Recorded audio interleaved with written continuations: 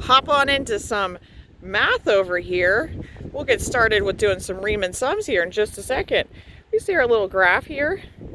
We got from 0 to 6. We got some y's from 1 to about 13.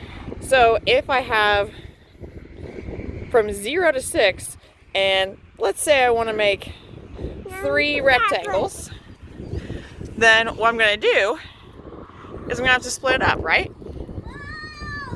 If I'm going to make 3 rectangles, and I'm stopping at 6, and I want to start at 0, and I want to make 3 rectangles, that means that my intervals, because 6 minus 0 will be 6, divided by 3, are going to have to be 2 apart. So if I come back over here, well, there's my helper.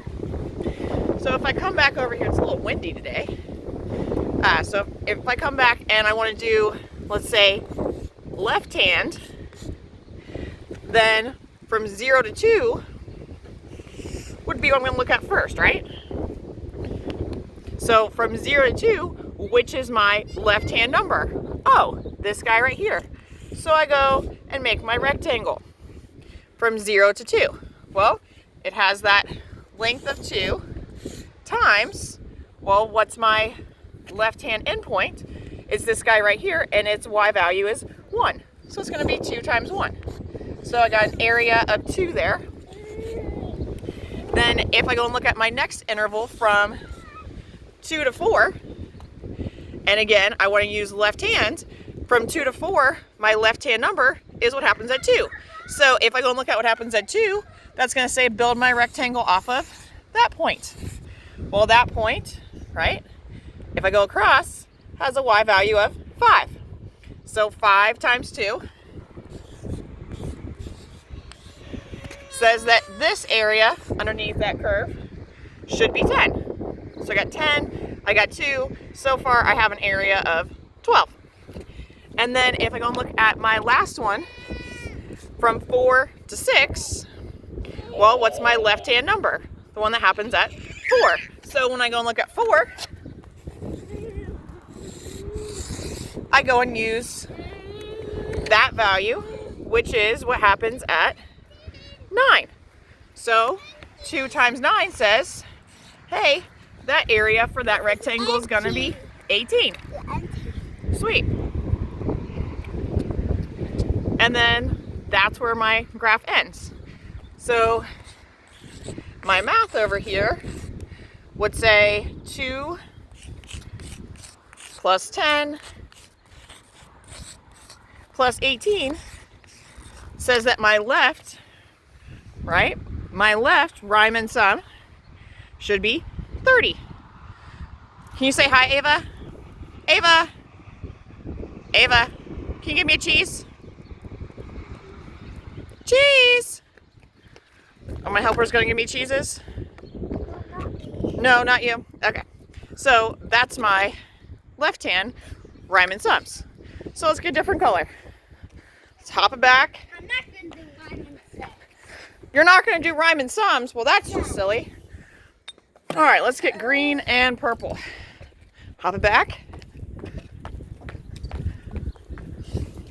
All right, so we did left. Now let's go and do right. So we'll grab the purple chalk this time. So in order to go and do my right hand, again, looking at those same intervals. So looking at it from 0 to 2, but now I want to pick my right hand endpoint, which is going to say, what happens at 2? So at 2, that value is going to be 5. So now I have my right, which says 2 times 5. So 2 times 5 is going to say, oh, now I have an area of 10 I'm starting with. Then again, looking at it from 2 to 4. Well, from 2 and 4, which is my right hand number, that's what happens at 4. So I go and look at 4, and 4 still has that value of 9.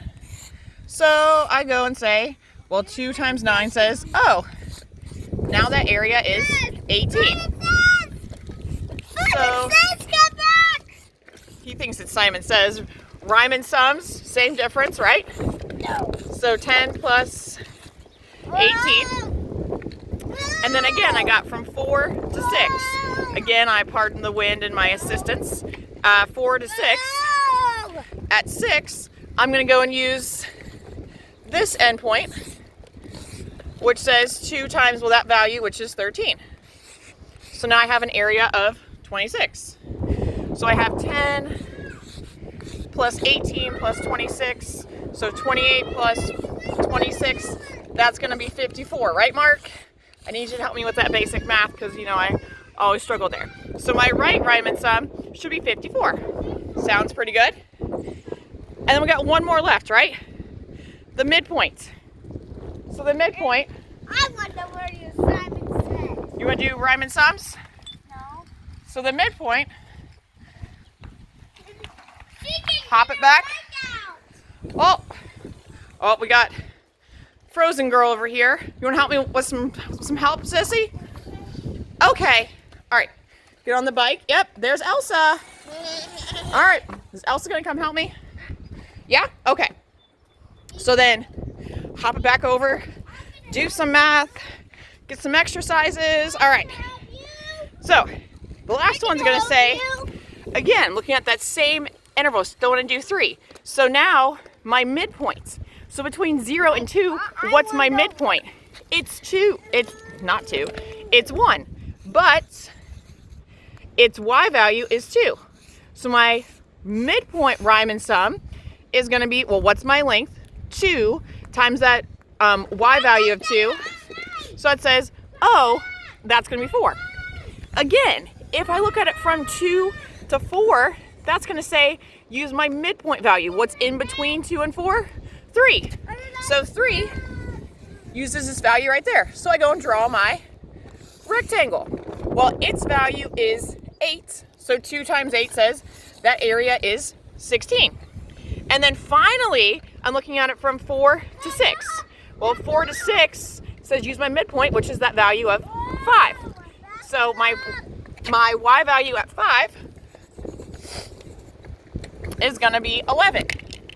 So 2 times 11 says that area is going to be 22. So I'm looking at 4 plus 16 plus 22, so 20 plus 2. So my midpoint Riemann sum is going to be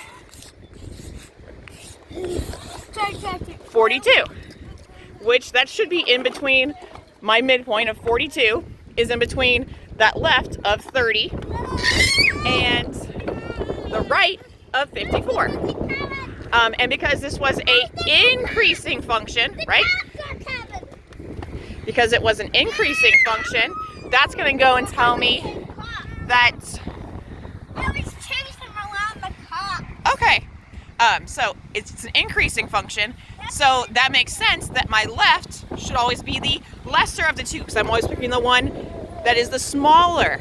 Then my right is going to be the larger of the two values. So that's why it's always the biggest. And then the middle is going to be the one that's closer to the actual, because it just gives you not all that extra excess pieces. So if this were a decreasing function, then you'd go and see that your left would always be your overestimate, your right would be your underestimate, and your midpoint would be the one that's a little bit truer to what the actual area is. I hope this explained a little bit better about your left and right Riemann sums. Hope you're having a great day. I'll try to as well. Hopefully the cops aren't coming for any of you.